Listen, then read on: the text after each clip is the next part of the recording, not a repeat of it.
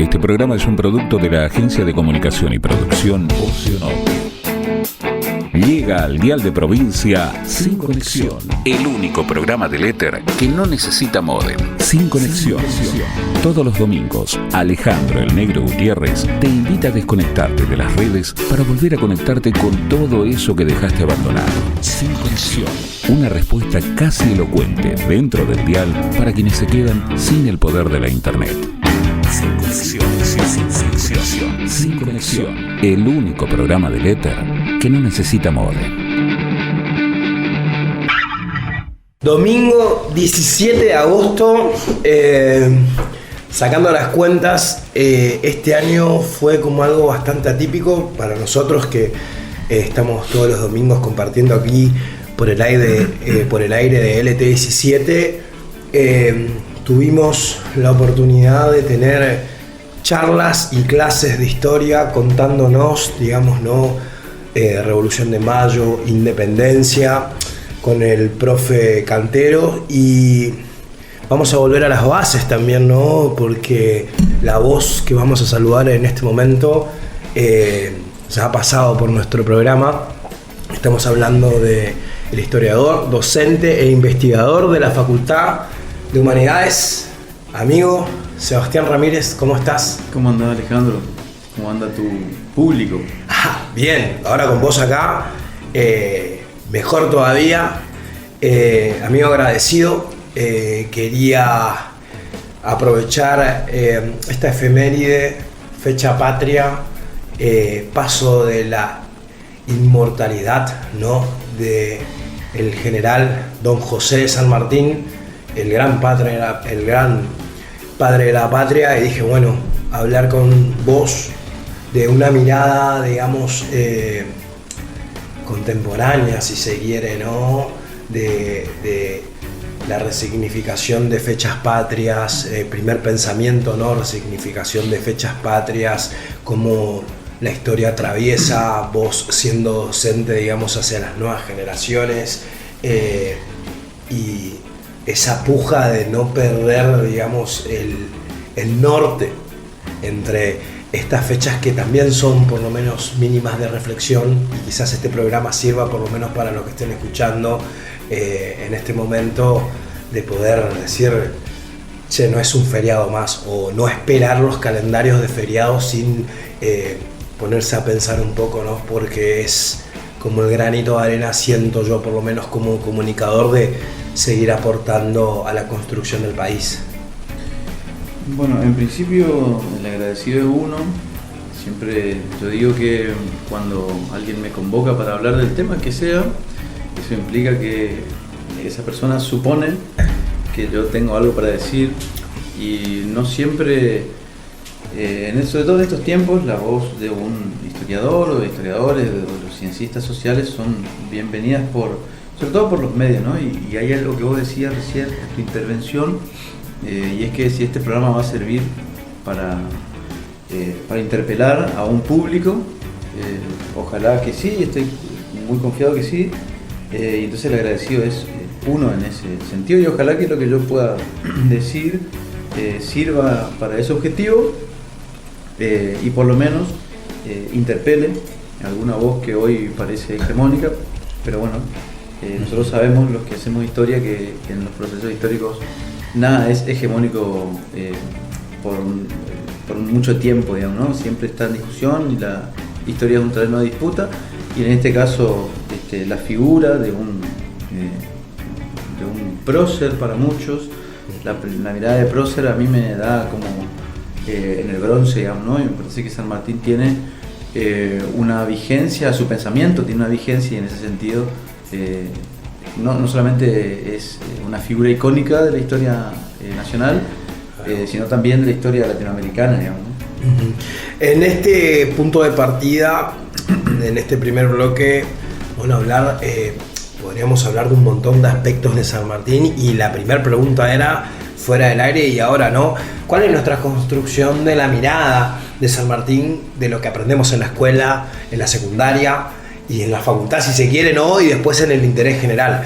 San Martín, el padre de la patria, liberó hizo pueblos libres como Argentina, Perú, Bolivia, Chile, digamos, y queda como, wow, qué groso, por eso es el padre de la patria, ¿no? Sí, está bien, no hay discusión, pero cuando uno intenta, porque la idea es, o se choca, o le genera la curiosidad, digamos, de, che, bueno, ¿por qué es el padre de la patria? Y veamos un poco, buceemos un poco qué onda San Martín, te encontrás un hombre, como me decías vos, un hecho y derecho de un hombre de una visión política universal en tiempos,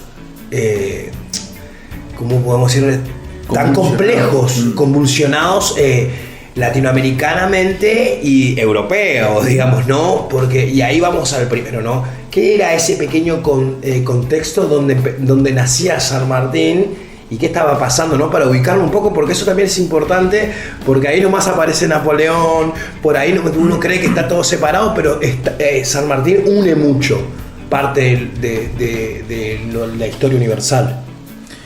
Bueno, vamos a empezar de atrás hacia adelante en función de tu intervención. Y es una de las cosas que a mí me gusta mucho de conversar contigo, porque no hay preguntas puntuales tipo un ping-pong, que es lo que de algún modo hoy aparece en lo que planteamos como la producción de contenido, digamos. Nosotros, los historiadores, los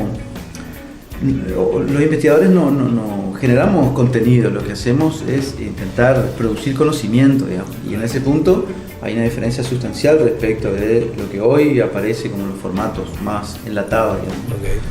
Y en ese sentido vos decías recién que San Martín es considerado el padre de la patria, y bien considerado, digamos, pero esa es una mirada.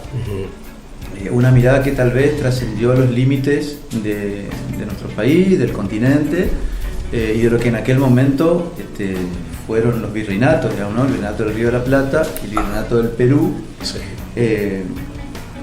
Como vamos a ver ahora, en su momento, sobre todo cuando ya llegando a Lima, San Martín, su imagen era conocida ya por toda la gesta que había llevado a cabo, y no tuvo toda la repercusión, solamente el hecho de que exista su nombre rodeando el espectro, en ese caso limeño, digamos, ¿no? Pero volvamos a lo que me mencionaste anteriormente. Es una mirada a esta idea del padre de la patria. Vos me conocés a mí, yo soy un poco más regionalista en ese aspecto, y me gusta mucho la expresión de que alguien de nuestro folclore regional, digamos, acuña y tal vez puso en el imaginario social de nuestra región, que es el José que acuñó Rosa Guarú, digamos, acunó Rosa Guarú.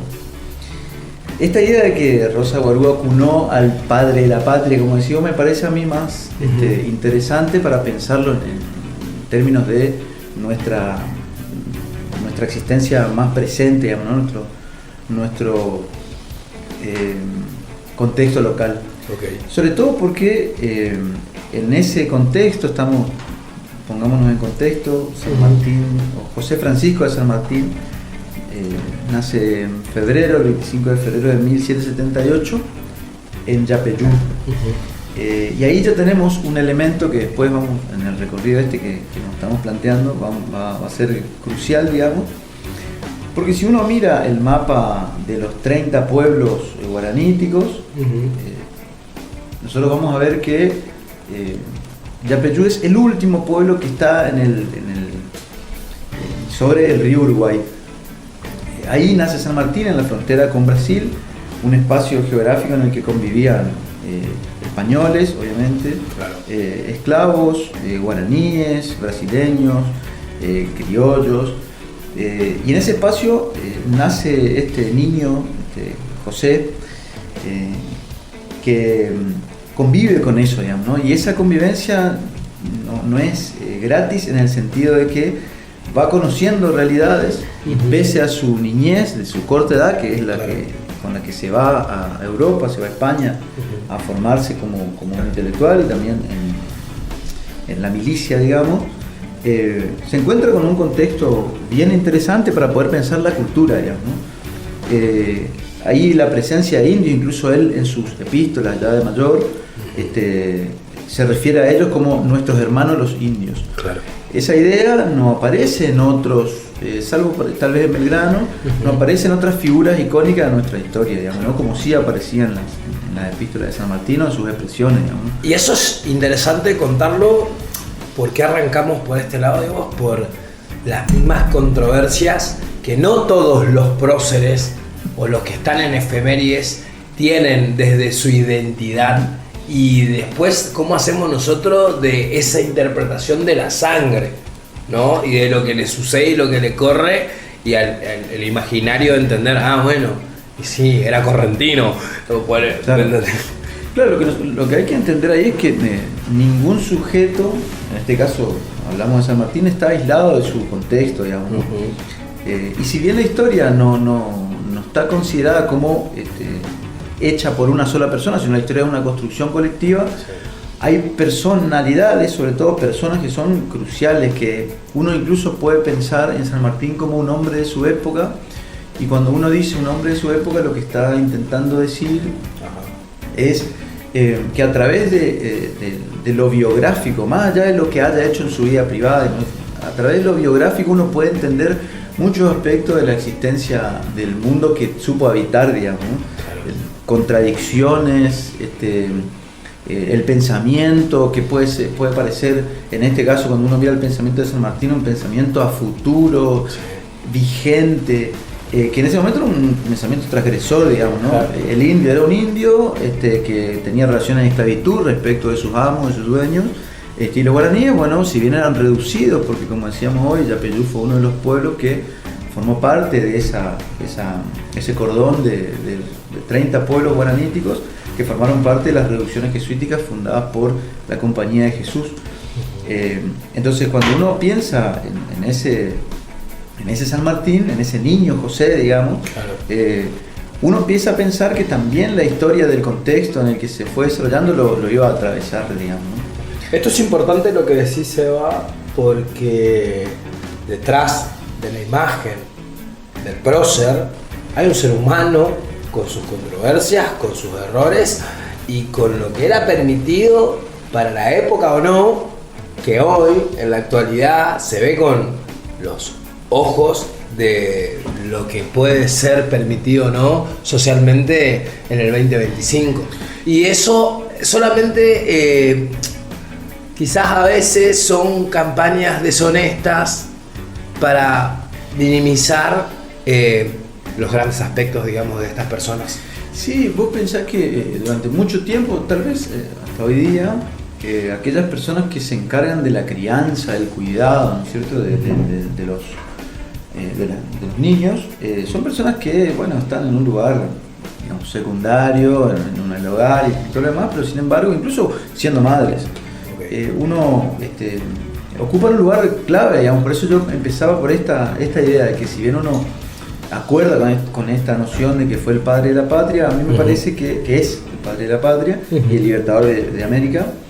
Pienso que también hay que pensar en ese José que acunó Rosa Guarú, porque Rosa Guarú le inculcó en parte una mujer guaraní, digamos, en parte su idioma y obviamente que los recuerdos que uno tiene de niño claro, son muy difíciles de olvidar, digamos, ¿no? Sí. Eso no significa que él pudo haber sido otra persona, y eso nosotros no nos metemos ahí porque es un tema que los historiadores al menos llamamos como contrafactum. Pero sí uno podría pensar que su entorno lo fue determinando de algún modo, claro, a pensar lo que pensó, lo que supo pensar y cómo llevó ese pensamiento a la acción política. Porque lo que también hay que decir es que San Martín fue un gran político. Un hombre que formó parte de la vida política. Qué interesante esto que me estás diciendo, es como la definición de gran político. Si solamente sin extendernos pensamos esa definición al universo político de hoy, qué difícil estaría poner ese mote en alguna figura humana, ¿no? Sí, claro, uno podría pensar en grandes estadistas del siglo XX, si querés tomar estos términos, pero en este momento, al no existir un Estado como tal, el político o el sujeto histórico que llevaba a cabo, que tenía la responsabilidad de llevar a cabo o participar de la vida política, tenía responsabilidad y conocimiento de todo tipo, del diferentes tipos de lenguas, de política, de ética, de geografía, de filosofía. Bueno, había como una situación que también le permitió a este José, niño o preadolescente, formarse como un militar, digamos. Claro. Vos pensás un sujeto formado en términos militares, pero que también estaba atravesado por un montón de otras situaciones de su contexto social. Un cúmulo de conocimiento que no hizo que, o por lo menos no lo planteó así, un hombre duro respecto de sus enemigos, pero una persona que tenía una alta conciencia de su espectro social, digamos. Ahí, en un punto, avanzar a ese San Martín niño, 13 años, tipo, esto es lo que le decimos al oyente, 13 años, viaje a España, primeras armas en milicia. ¿Y qué pasaba en el otro lado? Digamos, tipo, para explicar un poco este contexto de niñez que vos me estabas diciendo, digamos, y toda esta instrucción, este cúmulo de conocimiento, ¿cómo era la niñez de estos niños también ahí adentro? No es que sobresalían porque sí nomás, digamos, ¿no? Claro, San Martín nace en una familia, no podemos decir la alcurnia, pero sí una familia acomodada de su época, digamos. Su padre también prestaba servicios en la milicia, y eso también influyó, digamos, en su vida, en su existencia social. Y en este momento, en el momento donde él era niño, en el momento de nace, en 1778, por ejemplo, yo pensaba hoy antes de venir para acá y conversar contigo qué era lo que estaba sucediendo en el mundo, digamos. Estados Unidos y Gran Bretaña, Inglaterra, estaban en plena guerra de independencia. Estados Unidos quería lograr su independencia de la corona británica, y Francia estaba prestando, digamos, apoyo en ese momento, en esa circunstancia. Y entonces comienza esta disputa entre el poder monárquico y las repúblicas, que son dos consideraciones completamente diferentes respecto de cómo se desarrolla la vida política, digamos, ¿no?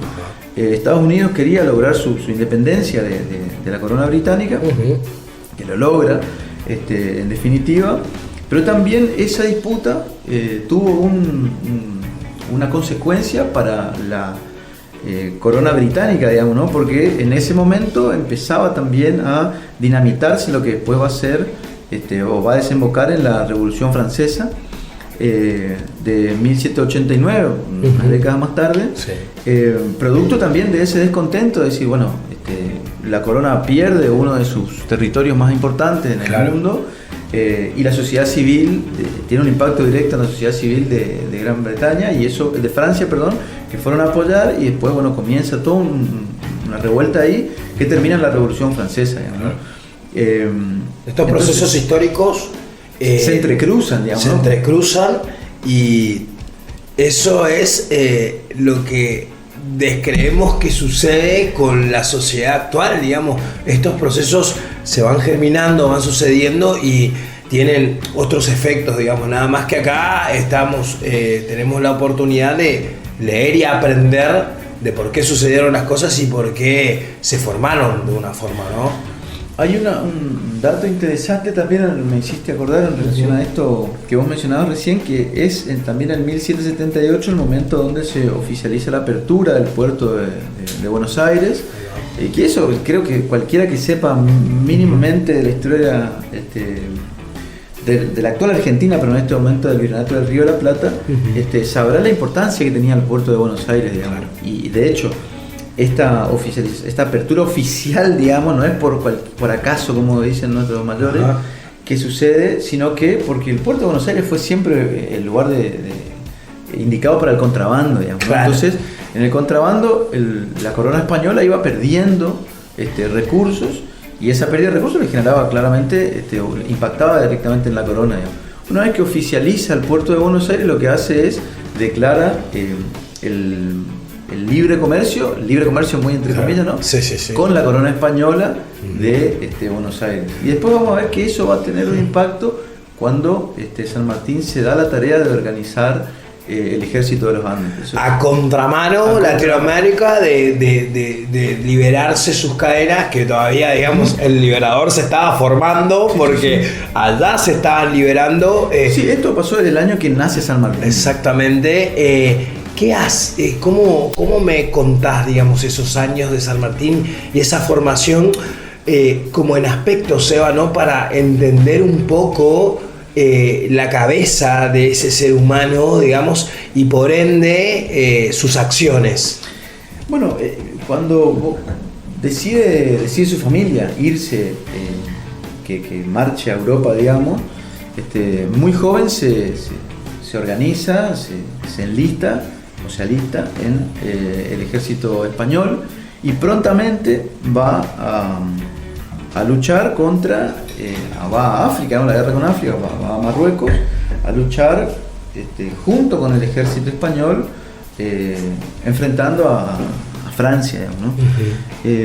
Eso va a ser bien importante en su consideración, no solamente porque va a ser sus primeras armas, sino también porque va a poder comprender cómo, por un lado, la corona española, digamos, quería seguir conquistando territorios, y como otra corona se disputaban, digamos, en términos de dominio, pero en realidad aquellos que habitaban el país seguían en la misma condición, digamos, ¿no? El impacto que tiene eso, haber participado y haber tenido condecoraciones, sobre todo en el ejército español, haber sido reconocido por sus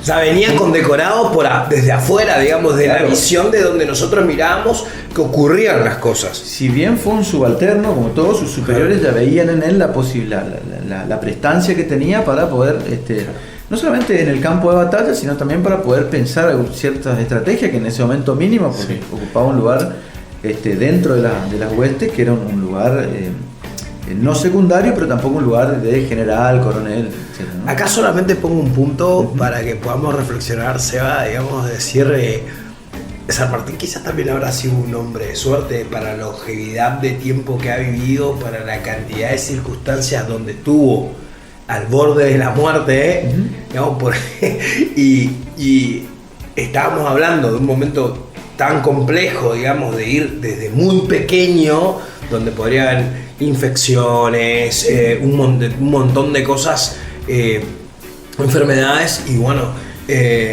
está predestinado claramente, digamos, a lo que se viene gestando, que todavía no había una visualización, digamos, de lo que estaba pasando del otro lado, digamos. Él está viviendo todo ese proceso porque queda mucho tiempo en ese lugar, viene desde ya no tan joven, digamos, ¿no? Para la época, la juventud. Bueno, esos puntos, es súper interesante todo esto que vos decís, porque muchas veces a nosotros los historiadores, por estar ocupados o preocupados del proceso, como nos gusta decir a nosotros, sin caer en el detalle de qué hizo en su vida personal, nos olvidamos de estas cosas que van determinando, puliendo el modo de ser, el ethos. Y eso implica también esto que vos decías hoy, un poco de suerte, incluso haber caído en batalla, digamos, la posibilidad de las participaciones y de haber caído en batalla.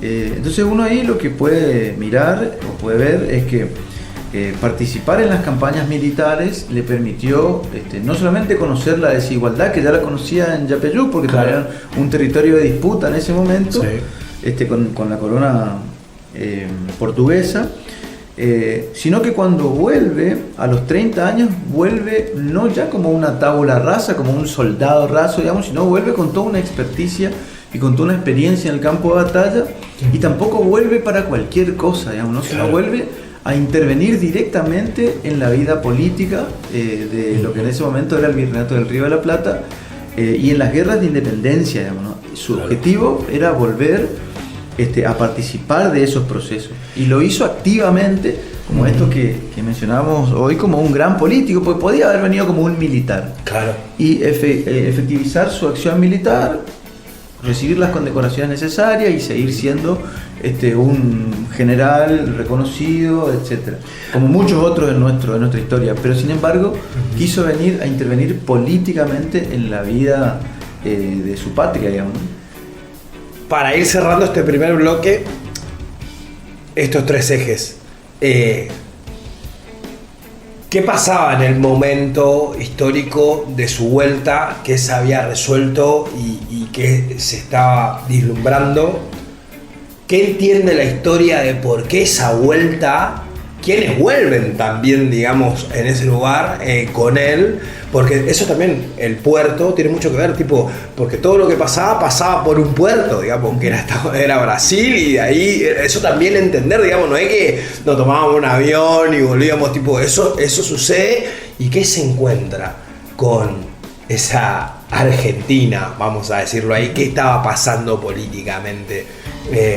Para ponernos en contexto, digamos, para en esta segunda etapa, después de la charla, decir, bueno, cómo empieza a gestarse César Martín con esa mirada política con la cual me estás diciendo, digamos, y bueno, gobernación, etcétera, etcétera, pero primero por esta partecita, ¿no? Sí, conocemos por sus cartas y ese tipo de escritos, que también era muy asiduo a la escritura, que nunca estuvo lejos de las noticias de lo que sucedía en su patria, ¿no? Entonces eso también le permitía ir conociendo, estar al tanto de lo que iba sucediendo por estos lares. Entonces cuando vuelve a la edad de 30 años, no era ajeno a la realidad. Por eso te decía hoy, vuelve a intervenir en estos procesos independentistas, y conociendo las facciones, digamos, ¿no? Conociendo cuáles eran las contradicciones que existían, conociendo cuáles son las rivalidades también, y eso es muy interesante porque este momento es el momento en donde se va conjugando la enemistad que por ahí tal vez el público, nosotros mismos conozcamos más de cerca, como unitarios y federales, digamos, ¿no? Claro. Es este momento en donde las guerras intestinas, sí, producto de la declaración de la independencia, que va a ser posterior a este momento, empiezan a producir esas enemistades. Bueno, San Martín a su vuelta no desconoce este contexto, y vuelve a las ya declaradas Provincias Unidas del Río de la Plata, porque vuelve después de 1810, después de ese famoso mayo de 1810, claro, y conoce los procesos que llevaron hasta esa situación. Tan es así que, a esa declaración de las Provincias Unidas del Río de la Plata, tan es así que va a intervenir luego en la conformación de la primera junta, pero también en su disolución, digamos. Pero bueno, eso lo dejamos para... Visita nuestra red social www.facebook.com/sinconexiónlt17 y reviví todas las columnas. ¿Qué esto? Oh, esto no es coca, papi. Este programa es un producto de la Agencia de Comunicación y Producción Oceanópolis. Sin Conexión, el único programa del éter que no necesita módem. Sin Conexión. Todos los domingos, Alejandro el Negro Gutiérrez te invita a desconectarte de las redes para volver a conectarte con todo eso que dejaste abandonado. Sin Conexión. Una respuesta casi elocuente dentro del dial para quienes se quedan sin el poder de la internet. Sin Conexión. Sin Conexión. El único programa del éter que no necesita módem. Cuando San Martín vuelve, por ejemplo, ya decíamos en el bloque anterior, vuelve con toda una experticia militar, con toda una lectura política respecto a lo que estaba sucediendo, y sobre todo esto que vos me decías hoy fuera del aire, entre la monarquía y la república, ¿no? Claro. ¿Qué era eso? ¿Cuál era eso? Porque hoy está bien, digo, uno... ¿Qué tendencia eran esas que estaban pasando, claro, en el planeta, digamos, ¿entendés? Entonces, como tomar partido, ¿no? ¿Qué era tomar partido y qué ser mitad y mitad? Bueno, esto vuelve a ser clave lo que vos señalás, porque San Martín vino a tomar partido por un bando, y que justamente no era el realista, el bando que a él lo formó militarmente, digamos, ¿no? Claro. Viene incluso a apoyar eso que en 1810 se daba como el primer gobierno patrio, la junta de gobierno, la primera junta, viene a apoyar eso y a potenciarlo, digamos, ¿no? A potenciarlo con su experiencia, no solamente su experiencia militar, sino también porque había que defender ese proyecto también, claro, sino con su experiencia política. Tan es así, y ahí cruzo con esto que vos mencionabas hoy respecto de su participación en la logia, Lautaro, cuando viene se incorpora rápidamente a un partido. Pensemos también que estamos hablando de un momento en el que un partido no era tal y cual nosotros lo conocemos, claro, pero que era una organización que intentaba intervenir en la vida pública con una posición, digamos, política, claro, y lo hace en el Partido Morenista. También hay algunos autores que llaman directamente la sociedad patriótica, ¿no? Un espacio en el cual la logia Lautaro tenía una participación a través de su persona y a través de otros personajes del momento, digamos. Incluso esa participación es la que impulsa al primer triunvirato, a la formación del primer triunvirato, sí, conformado por, y ahí me gustaría mencionar, porque hay gente que tal vez, salvo Juan José Paso, que si bien formó parte del primer gobierno patrio, no aparecen tanto en la historiografía como, por ejemplo, Manuel Zarratea y Feliciano Chiclana, que fueron junto con Juan José Paso los que integraron un gobierno que duró poco, digamos, 1811, si no me equivoco, desde septiembre de 1811 hasta octubre de 1812, y que, bueno, que permitió de algún modo poder continuar esa organización que venía de... Fue transitoria y necesaria, digamos, para deslindarse de Cisneros, del sistema, y empezar a decir, bueno, muchachos, empecemos a hacernos cargo de algunas cositas que lo que podemos. Claro, ¿no? Y fíjate vos lo interesante de la participación de San Martín en este proceso, que, como decíamos, impulsa la formación, pero después, cuando ve que eso estaba como tomando un norte que no estaba acorde con los objetivos del momento, por lo menos con sus objetivos, interviene el cabildo junto con la logia Lautaro logran disolver, claro, y formar el segundo triunvirato. Ajá. Y de ahí... Eso es un poder. Sí, lo que claro, está contando es tipo de lo que ya sucedía para que se den cuenta quiénes traccionaban y cómo se traccionaba el poder en una de las facetas, ¿no? Porque después estaban las armas, las milicias, otras cosas, ¿no? Pero... traslademos esto siempre a la actualidad, ¿no? Juguemos con los dos saberes y lo que nos atraviesa a nosotros, porque si no también queda como en un cuento, ¿no? De lo que sucedió, pero esto sucede. Sí, claro, el entramado histórico es mucho más interesante incluso que eso que uno puede leer como esto que vos decías, como un cuento, como un relato mítico, incluso como un relato histórico al cual uno le puede anteponer cierta interpretación, etc. Pero lo cierto es que hay en la vida real, digamos, donde uno ve cómo se desarrollan las relaciones sociales, las relaciones políticas, uno ve, incluso hoy, que hay gobiernos, o incluso ustedes, el periodismo, tienen la posibilidad y la capacidad de traccionar respecto de alguna figura política del momento. Bueno, en esta situación, en este contexto, estamos hablando comienzo del siglo, las primeras décadas del siglo XIX, sí, lo que uno ve es que la participación, por ejemplo, de una figura política tan importante a nivel mundial en este momento todavía no había trascendido el continente, claro, como lo fue San Martín, hizo que una forma de gobierno se disuelva.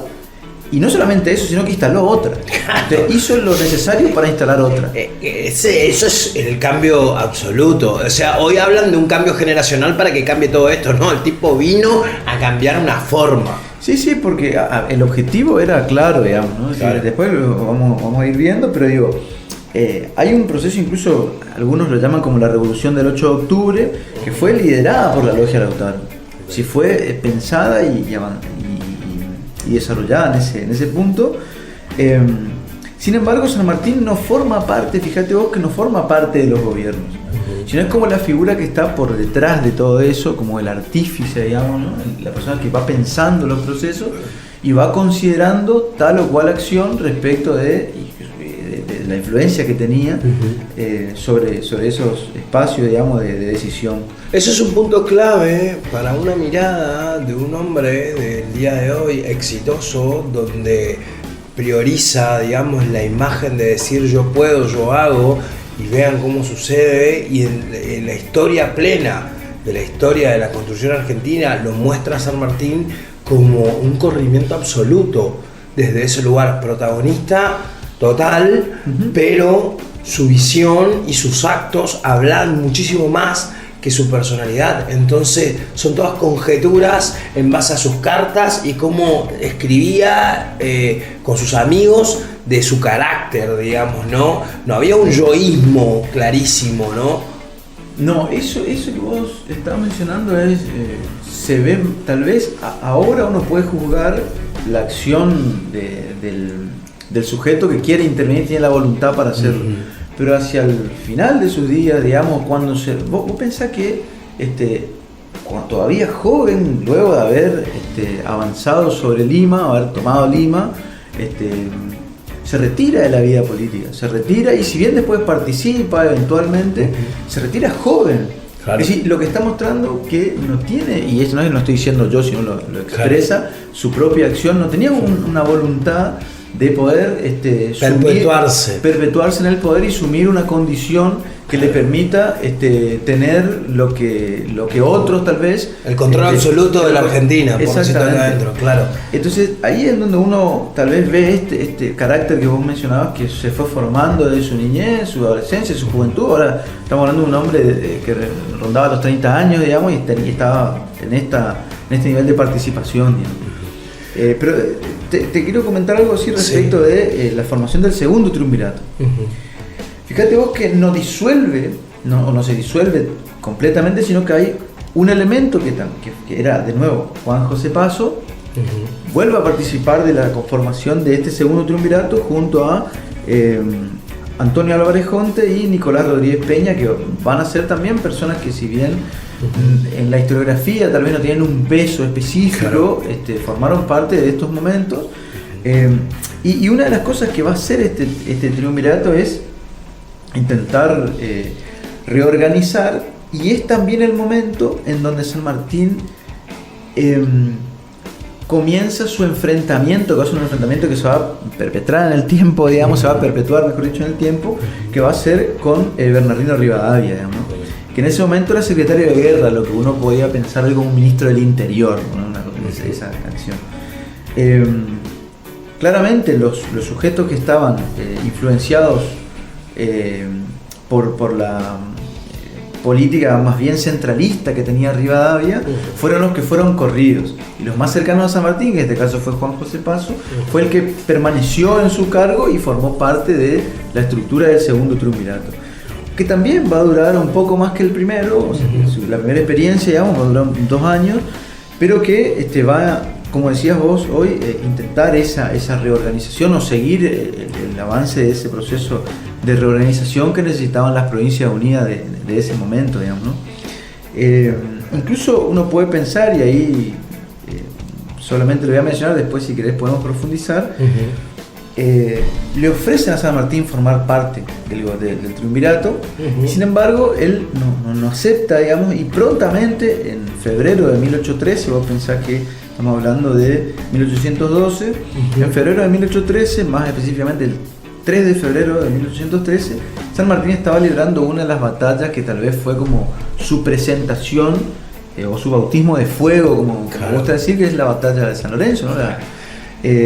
Donde hace magia, y uno quiere malinterpretar en la historia que en 15 minutos resuelve algo épico en la frontera, cuidando el río Paraná, digamos, y ya con esa mirada integradora.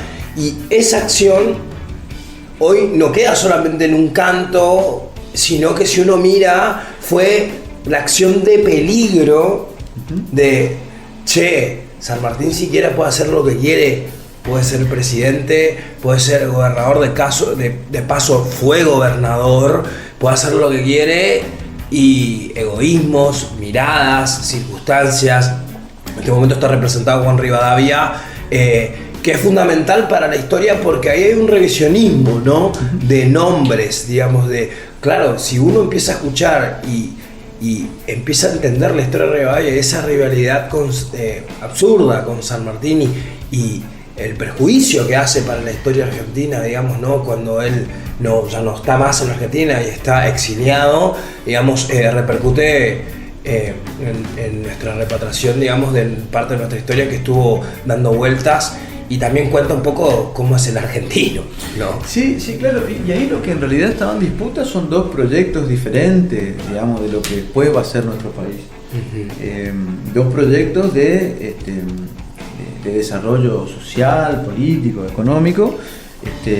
Un proyecto que era el de Rivadavia, tal vez, como decíamos hoy, un proyecto más centralista, donde aparece Buenos Aires en el centro de la escena, y un San Martín que pensaba no solamente en términos de expansión continental, digamos, sino que ese continente, ese espacio continental, forma parte de un proyecto general unificado, digamos, ¿no? La llamada Patria Grande, pensada por San Martín, Sucre, Bolívar, etc. El propio Artigas, que fue lo que conversaron con Oscar Cantero el otro día, mencionaba, o mejor dicho, sugería ya desde la acción política de cada uno de estos. El propio Güemes también, digamos. Güemes también. Accionando ahí, diciendo, ¿qué onda usted? Vengan para este lado, digamos, ¿no?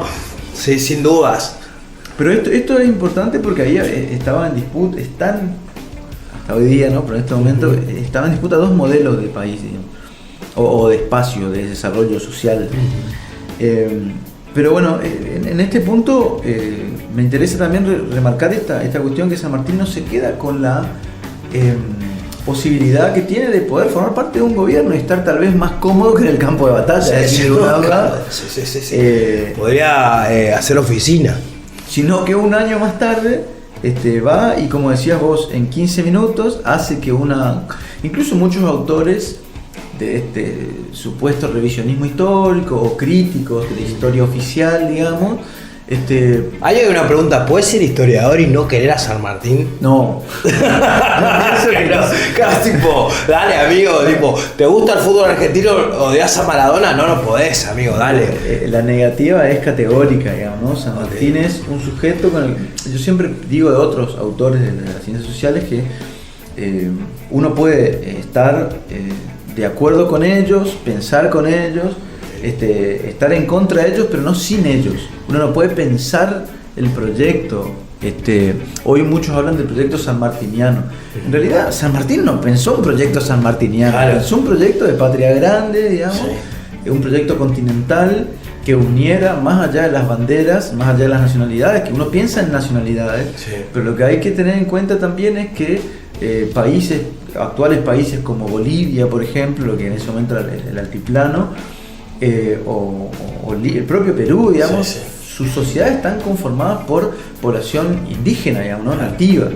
Y entonces, aparte de contar esto, Seba, tipo, la historia, hacer entender que este hombre nacido en Yapeyú, tipo, tuvo una trascendencia no solamente como el padre de la patria en nuestro país, sino, digamos, la trascendencia mundial, real. Sí. En toda Latinoamérica, quieras o no quieras, con sus pasos y sus errores, pero porque las historias de los diferentes pueblos marcan sus diferentes ritmos en cuanto a lo que nos está pasando a nosotros, pero también contada claramente la mitad de la historia de San Martín, como hiciste en el primer bloque, está en Europa. Uh-huh, sí, y su última etapa pareciera ser que la etapa más corta es en Argentina y la liberación de pueblos, que no nos va a alcanzar el programa en poder contar todas esas hazañas, pero ese conflicto de monarquía, republicano, sus acciones y su buena vista como ser social hicieron ese exilio, ¿no? Sí, siempre estuvo presente en su ideario esta idea de libertad, digamos, ¿no? Uh-huh. De libertad en términos de poder tener determinación, o la llamada autodeterminación de los pueblos, digamos, relacionada a las decisiones que podía tomar sobre su economía, sobre todo la vida que atraviesa una sociedad, digamos, ¿no? Pero bueno, esto que mencionábamos ya y que todavía no desarrollamos es esta posibilidad de tener un espacio en donde desarrollarse como un político, si bien en este momento los políticos también intervenían en las batallas y todo lo demás, San Martín directamente decidió avanzar, porque había también en el momento, y eso es lo que yo te mencionaba hoy, una necesidad de decir, bueno, San Martín, de ambos lados, porque nosotros vamos a ver que para los limeños San Martín era un cholo, que era de piel oscura y que fue criado por aborígenes o entre indios y mestizos. Eso es lo que pensaba la sociedad limeña de San Martín. Sí. Pero también, incluso los propios historiadores queriéndole, como decimos ahora, bajarle el precio a la batalla de San Lorenzo, digamos, diciendo que por el tiempo, estos 15, 20 minutos que duró la batalla, fue una escaramuza, digamos. Y sin embargo, lo que hay que pensar es al revés. Eso fue una escaramuza porque fue pensada de pe a pa, digamos, como el cruce de los Andes, estratégicamente por un sujeto que conocía el campo de batalla, que conocía el enemigo, que fue él incluso a combatir al frente de batalla, también así que le cuesta la vida a su lugarteniente, digamos, ¿no? A Juan B. Cabral, en su defensa, digamos. O sea, eso es lo que está mostrando, es que va al combate, digamos, fue al combate, pudiendo incluso... Un hombre de terreno. Sí, quiero que se note ese contraste entre alguien que podía haberse quedado haciendo las de formando parte de un gobierno y sin embargo decidió avanzar en otro sentido, digamos. También en parte porque el rumor de la época era, bueno, San Martín no se va a enfrentar a los españoles porque formó parte de sus huestes. Y no porque tenía un objetivo, que era esto que vos estás marcando y remarcando todas las veces que intervenís, que era un objetivo mucho mayor, un objetivo mayúsculo, si querés ponerlo en esos términos, en donde lo que se buscaba era que lo que en este momento en las Provincias Unidas del Río de la Plata sean libres, digamos, ¿no? Y como detalle de la batalla de San Lorenzo, por ejemplo, como decíamos hoy, fue su bautismo de fuego, uno puede pensar que en términos del tiempo, de lo que duró, pero también en términos de lo reducido del ejército que intervino en ese momento. Estamos hablando de casi 120 hombres, apenas cruzando la centena de hombres, contra un ejército que le doblaba en cantidad, un ejército regular, digamos, que en ese momento venía de lo que era la banda oriental, o sea, atravesaba el río Paraná, y venía como en búsqueda de algunos recursos, y había que defender la costa del río, digamos. Entonces eso tuvo incluso una cosa que eso pocas veces los historiadores mencionan, lastimosamente, tuvo ciertas consecuencias. Para mí la más importante de todas fue no solamente que aseguró el río Paraná, digamos, sino que garantizó el comercio con Paraguay, que era importante en ese momento, sino que después, luego de eso, Montevideo cae, digamos. La caída de Montevideo también es en parte por el debilitamiento del ejército. Y eso es muy importante, y está bien, uno puede quedarse de nuevo, que decíamos, con el dato de los 15 minutos o con el dato de que fue una escaramuza.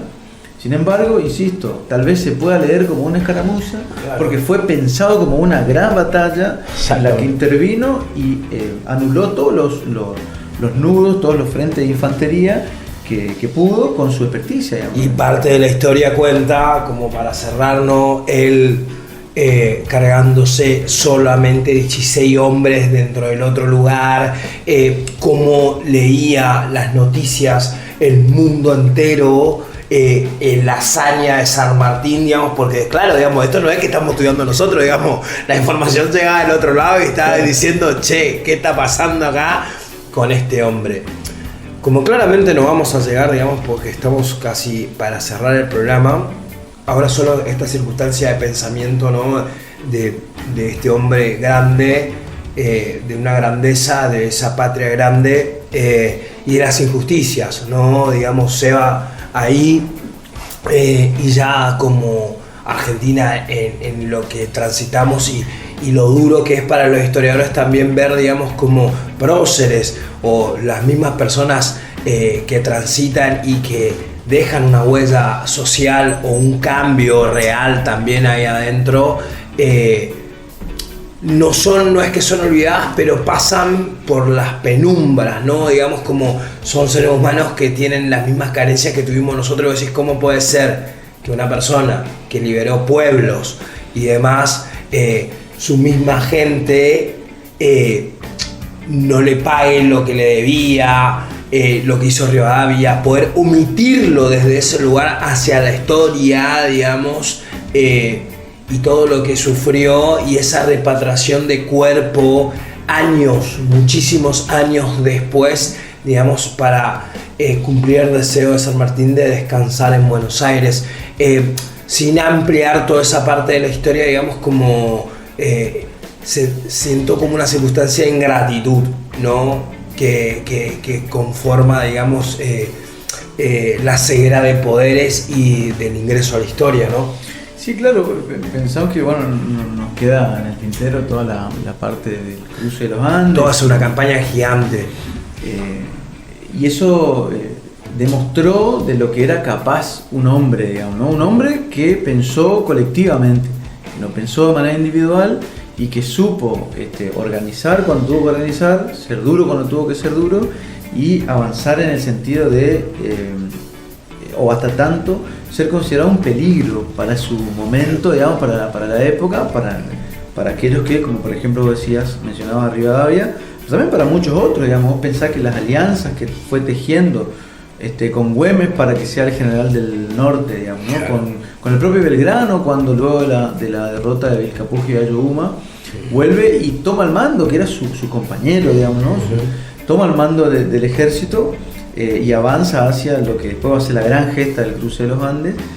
Era un peligro, significaba un peligro para aquellos que no tenían su proyecto de nación, digamos, continental, y que avanzar en ese sentido, claramente poder frenar el avance de su imagen, digamos, hacía que tomen este tipo de acciones. Por ejemplo, Rivadavia disolviendo el ejército de granaderos, claro, y ese tipo de cosas. Bueno, este dinero que le terminaron debiendo y todo lo demás.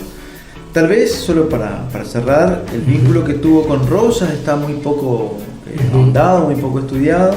Rosas es quien se queda con su sable corvo, digamos, ¿no? Claro.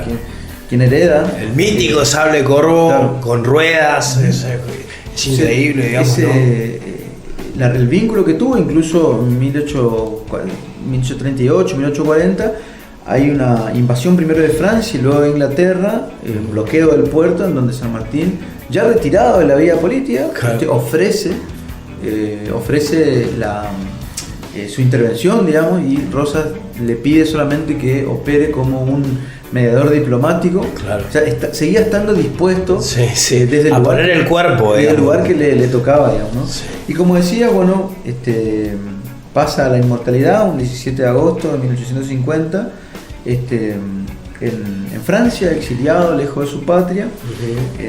Y 30 años más tarde, Nicolás Avellaneda, siendo presidente, hace la repatriación de sus restos, y bueno, que hoy descansan en la Catedral Metropolitana de Buenos Aires.